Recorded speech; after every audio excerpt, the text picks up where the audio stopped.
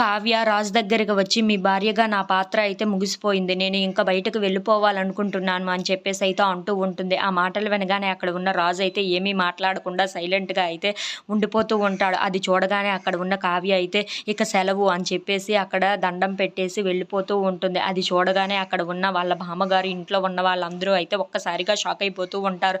ఇంతలో వాళ్ళ బామ్మగారు వద్దు కావ్య అని చెప్పినా సరే, తను ఇంట్లో నుండి కాలు అయితే బయట పెట్టి బయటకు వెళ్ళిపోతూ చాలా బాధపడుతూ ఉంటుంది. ఎందుకు ఇలా జరిగింది? నేనేమీ తప్పు చేయని దానికి ఇప్పుడు తప్పుగా అనిపిస్తున్నాను వీళ్ళకి అని చెప్పేసి అయితే అనుకుంటూ బయటకు అయితే వెళ్ళిపోతూ ఉంటుంది. ఇంతలో రాజు అయితే ఎందుకు ఇలా జరిగింది? ఆ అమ్మకేమో అటువైపు అలా ఉంది, కావ్య ఏమో ఇంట్లో నుండి వెళ్ళిపోయింది.